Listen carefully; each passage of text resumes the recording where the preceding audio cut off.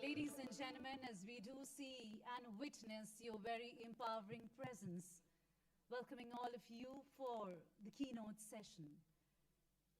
As far as the hygiene rules of the House go, we will request you once again to ensure that you keep your electronic gadgets on the silent mode. Our much valued guest in attendance, this is to state that as soon as the Honorable Defense Minister of India walks inside the auditorium, it is requested and expected of us to rise in his honor, and the same goes for his departure from the hall as well. We will be starting in some time from now. Thank you once again for joining us.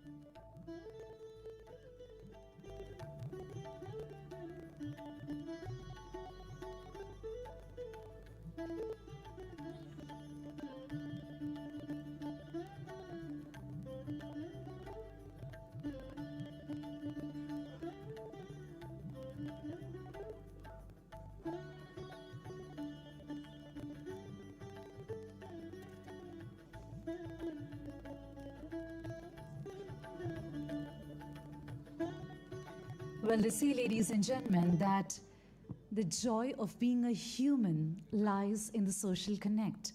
So I do hope that you're also engaging with all the live updates on the YouTube channel of the Indian Army's Public Relations Wing, ADGPI, that is the Additional Directorate General of Public Information.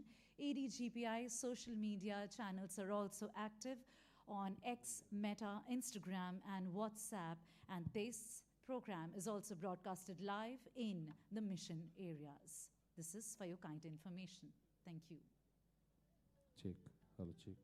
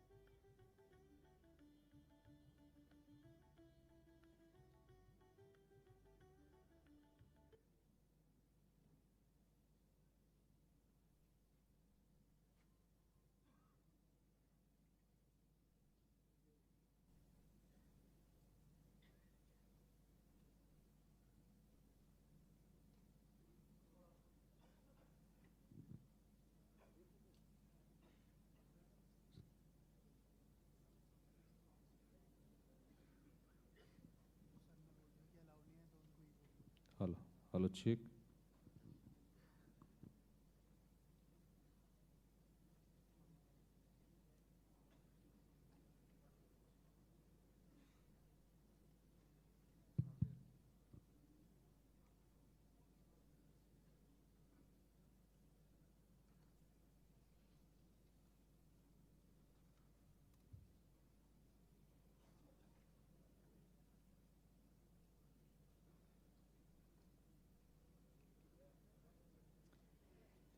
Dear esteemed delegates and guests, as you take your seats for the keynote session that is just about to unfold, we once again thank you for your very warm presence. On that note, just a gentle request that as soon as the Honorable Raksha Mantri of India, the Honorable Defense Minister of India, walks inside the auditorium, it is expected that we do rise in his honor, and the same goes for his departure from the hall as well. Thank you very, very much. Once again, we'll begin shortly.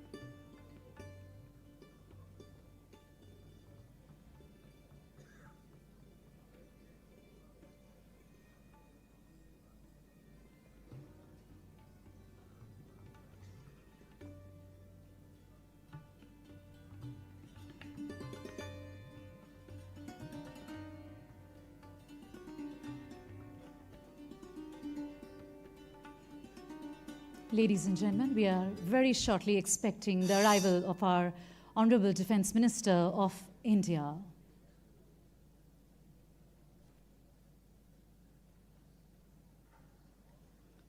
Ladies and gentlemen, it is our profound honor to welcome the Honorable Union Minister of Defence for India, Shri Rajnath Singh, the visionary and transformational thinker, a leader who personifies the spirit of national service, a statesman of wisdom, integrity, clarity, conviction, and courage, a voice of strength, resolve, and reassurance. Thank you, Honorable Minister, for gracing us with your kind presence. Your strategic vision, I must say, has consistently guided India's military and global outlook. Your foresight has been instrumental in bringing this conference to fruition and reinforcing India's position as a leading and a responsible troop-contributing nation.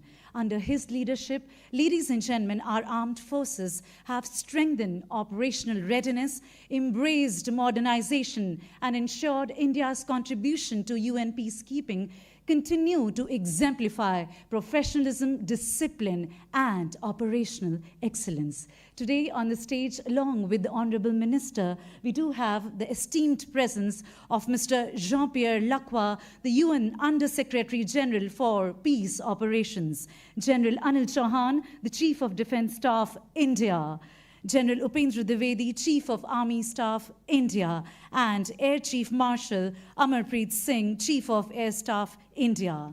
Well, ladies and gentlemen, as they say, that good things happen when we work as individuals, but great things happen when we actually come together. On behalf of the Indian Army, I, Shikha Singh, your Master of Ceremonies, I have a heart of gratitude towards all the esteemed guests in attendance for actually coming together. Thank you so much.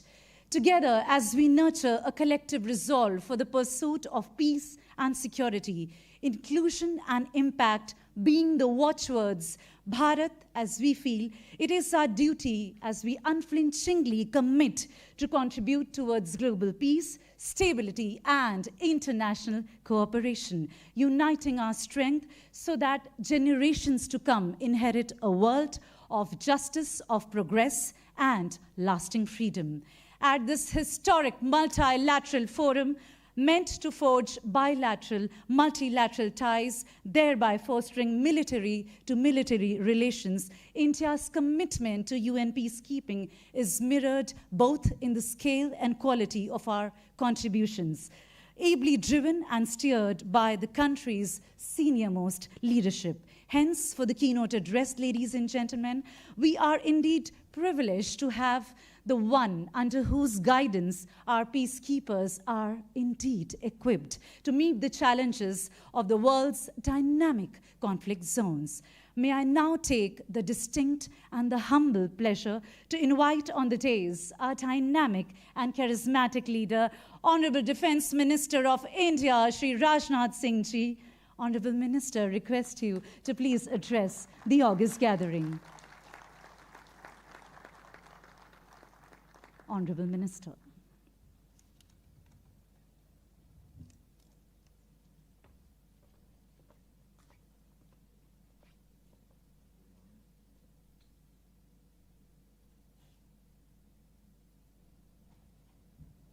Okay. Good morning to all the participant dignitaries. General Anil Chauhan, Chief of Defence Staff. Air Chief General Upendra Dwivedi, Chief of Army Staff. Air Chief Marshal A.P. Singh, Chief of Air Staff. Mr. Jean-Pierre Lacroix, Under Secretary General, Department of Peace Operations, United Nations. Army Chiefs of UN troop contributing countries and esteemed delegates. Other officials from Government of India and Armed Forces. Friends from media. It is my privilege to address this distinguished audience that brings together the senior military leadership committed to the cause of peacekeeping. The troop contributing countries Chiefs Conclave is a reaffirmation of our collective endeavor to uphold peace, stability, and human dignity that is granted the Charter of the United Nations. Friends, at the outset, I would like to state that the creation of the UN Charter after the devastations of the World War II was a significant development. Nations realized that for the development, growth, prosperity, and peace is essential. India was a founding signatory of the UN Charter, and for us, the noble vision of the UN Charter was not new. It reflected India's own civilizational philosophy of Vasudhaiva Kutumbakam, means the whole world is a family, which teaches us the world is one family. Friends, with this noble thought, I would like to express my gratitude to be speaking at this gathering, as it is the first time this conclave is being hosted by India. Friends, the conclave will provide a platform to the senior military leaders from over 30 nations that together contribute majority of UN peacekeepers across the world. And I believe that this platform will be utilized to discuss the current issues involving the UN peacekeeping and its present as well as future challenges.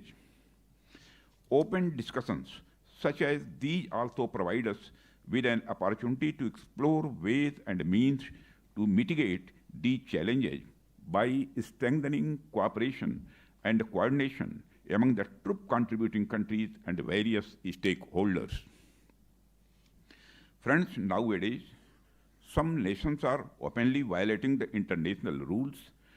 Some are trying to undermine it, while some want to create their own rules and dominate the next century. In all this, India, while advocating for the reformation of outdated international structures, stands strong in upholding the international rules-based order. For India, this is not just a talking point. Thousands of Indians serve for the cause of peace and development under the UN flag. This is a prominent example that reflects India's principle of aligning promises with performance and the commitment to upholding international order. Friends, for India, peacekeeping has never been an act of choice, but an article of faith. From the very dawn of our independence, India has stood firm with the United Nations in the mission to maintain international peace and security. India is land of Mahatma Gandhi, where peace is deeply rooted in our philosophy of ahimsa, that is non-violence, and satya, that is truth. For Mahatma Gandhi, peace was not merely the absence of war, but a positive state of justice, harmony, and moral strength. Friends, I firmly believe that all troop contributing countries also share our thinking and commitment. We all know that the peacekeeping is more than a military mission. It is a shared responsibility. It reminds us that above conflicts and violence, there is a humanity that needs to be upheld. And for this mission, when people devastated with war and security see the blue helmets, it reminds them that they have not been abandoned by the world. Friends, the traditional peacekeeping has evolved, and now the UN peacekeepers are engaged not just for monitoring the traditional ceasefire, but also for complex multidimensional missions that help societies transition from conflict to peace. In essence, the evolutionary process of peacekeeping now includes nation building as an important milestone. Through triumphs and trials, the endeavor has demonstrated the enduring value of collective action for global peace. Over the decade, nearly 290,000 Indian personnel have served in more than 50 UN peacekeeping missions, earning global respect for professionalism, courage, and compassion. From the Congo and Korea to South Sudan and Lebanon, our soldiers, police, and medical professionals have stood shoulder to shoulder with the international community to protect the vulnerable and rebuild societies. Whether it is building roads, that reconnect isolated communities, running hospitals that treat thousands of civilians, or monitoring young officers from other nations, India's peacekeepers have shown that the peacekeeping is as much about humanity as it is about security. Friends, India piloted a UN General Assembly resolution adopted in June 2023 to establish a memorial wall for fallen peacekeepers at UN headquarters. This initiative, supported by a record 190 co-sponsorship, aims to honor all peacekeepers who have made the supreme sacrifice. Our contribution has not been without sacrifice.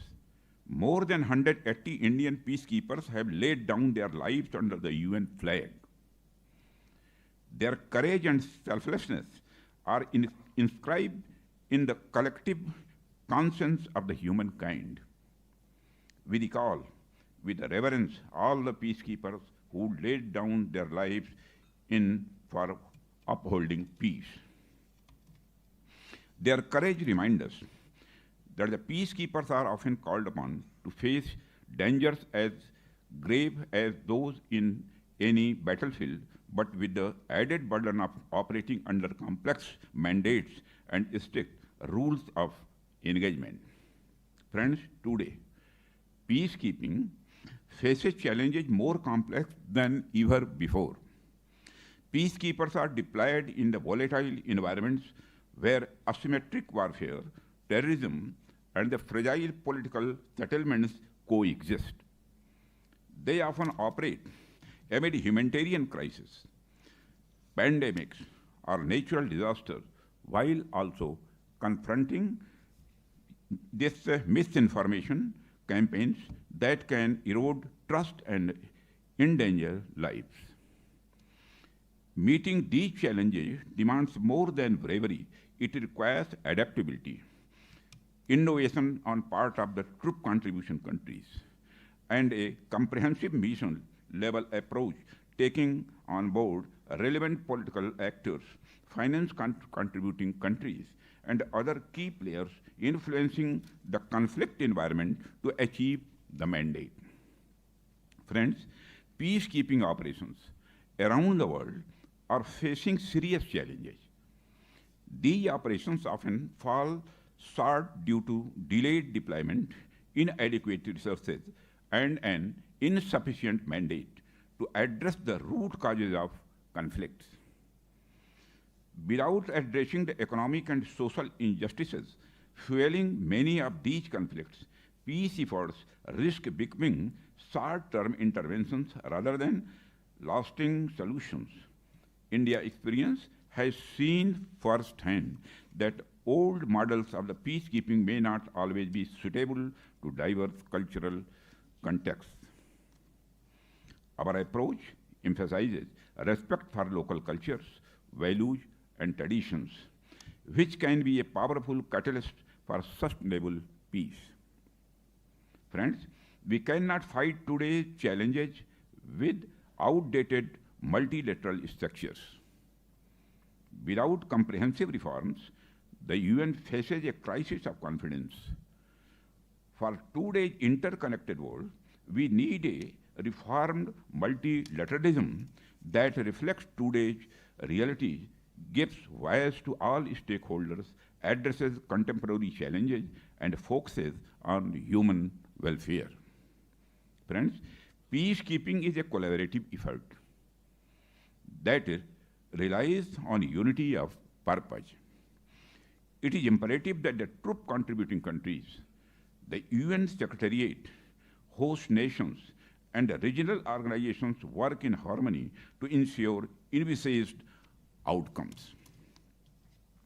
For the sustainability of peacekeeping operations and the way ahead, I urge all member states, especially those with advanced technological and financial capabilities, to enhance their support, whether through troops, police, logistics, technology, or specialized capacities. Innovations such as secure communications, surveillance systems, and unmanned platforms can make missions safer and more effective. India is a voice of advocacy on seeking a greater role for troop contributing countries in mission mandate formulation. Those who serve in the field and bear the risks must have a meaningful voice in shaping the policy that guide their mission.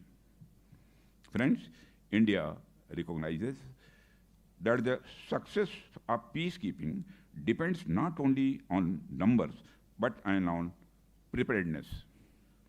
Our Center for United Nations Peacekeeping in New Delhi has trained participants from over 90 countries.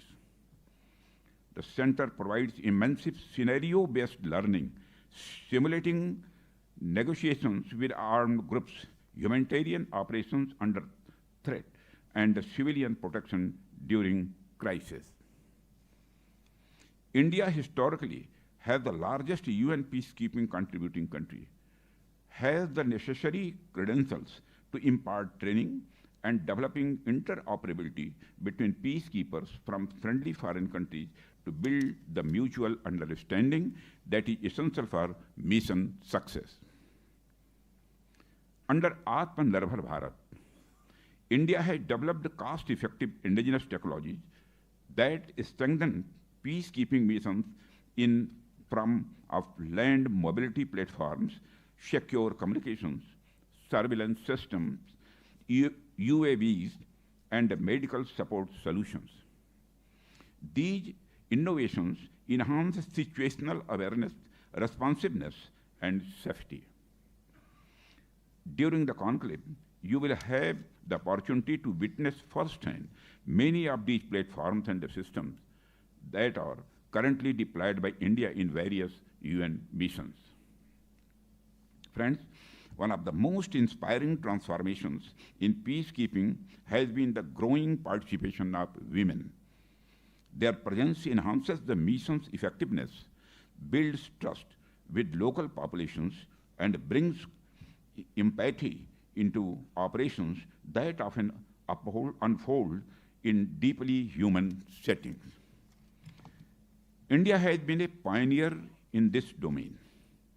Our all-women foreign police unit deployed to Liberia in 2007 became a global symbol of empowerment. Their professionalism and compassion inspired a generation of Liberian women to join their national police.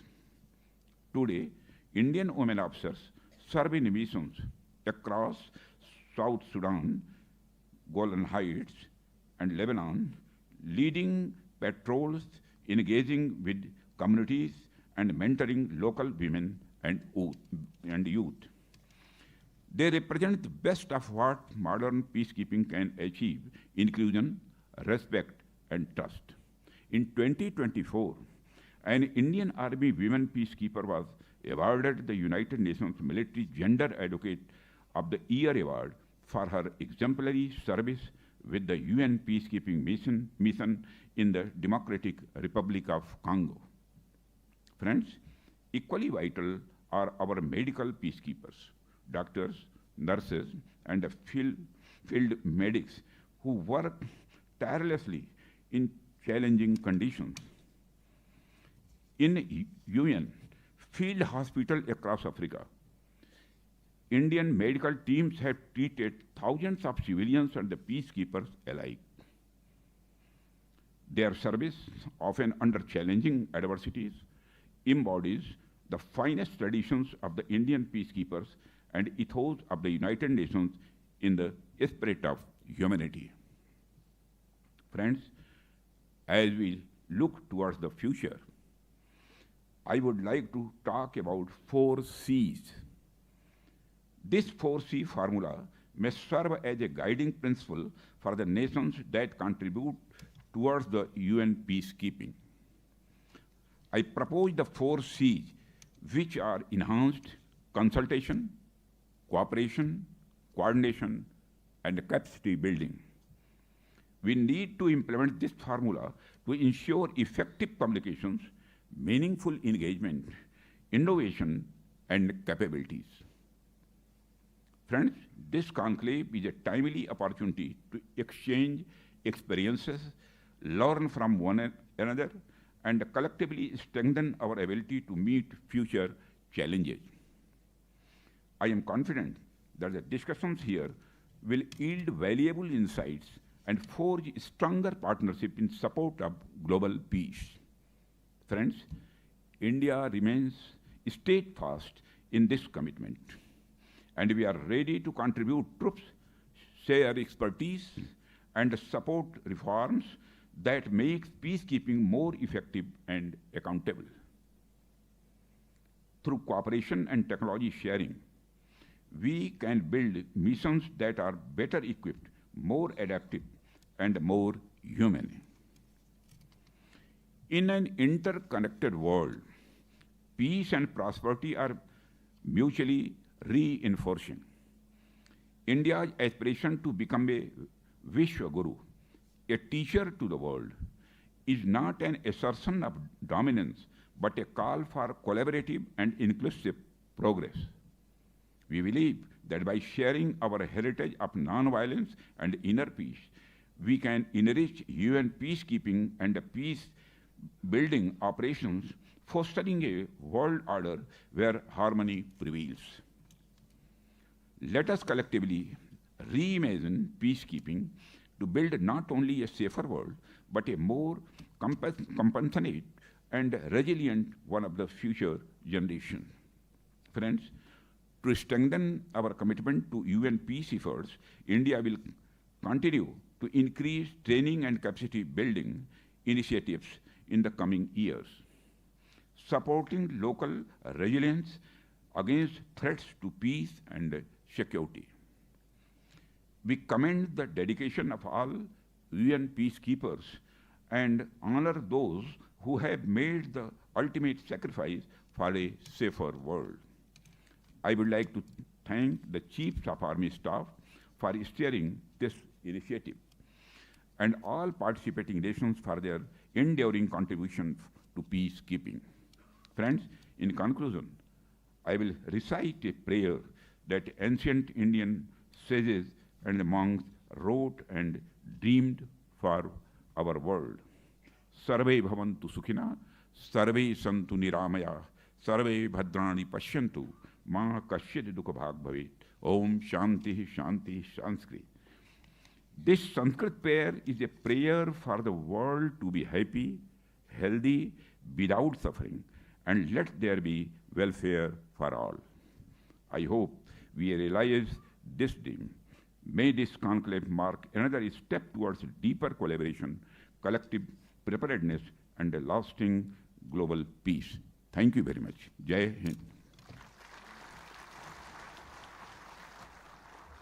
Thank you very much, Honorable Minister, for rendering a keynote address that indeed, ladies and gentlemen, provided an impetus to the further discussions, the plenaries, and in fact, the outcomes of this pioneering conclave. Honorable Minister, you underscored the resilience of the global peacekeeping forces, their ability, in fact, to go above and beyond their call of duty. We are so confident that your insights will help us align the operational excellence with strategic intent, ensuring that peacekeeping remains absolutely effective, credible, tech-ready, responsive to the global needs. And ladies and gentlemen, now as part of the felicitation ceremony in his honor, we would like to present the Honorable Raksha Mantri a painting that in fact captures Captain Gurbachan Singh Salaria in action during Operation Unukut in Congo as part of the UN mission ONUC, where he led a fearless charge with the bayonets and kukris, preventing enemy reinforcement despite overwhelming odds. For this act of gallantry, he was posthumously awarded the Paramveer Chakra by the President of India.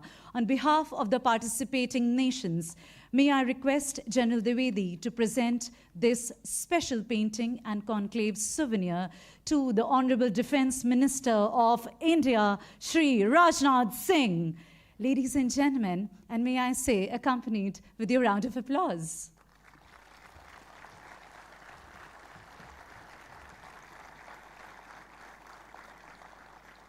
Honorable Minister, your optimism and vision for UNTCCs is indeed so inspiring. General Dwivedi, presenting the Conclave souvenir on behalf of the participating nations. Thank you so much, General Dwivedi, for doing the honors. May I now humbly and cordially invite Shri Rajnath Singh Ji for tea and interaction with the delegates.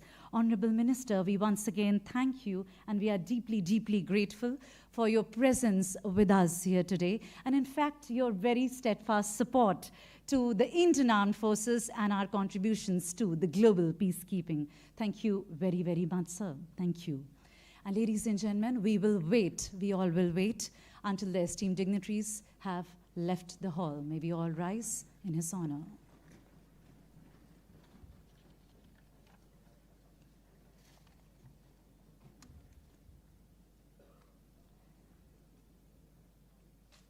On that note, ladies and gentlemen, we will now warmly invite all of you here in the Zorawar Hall to please join us for tea at the foyer outside the Ashoka Hall. You may please exit from your left.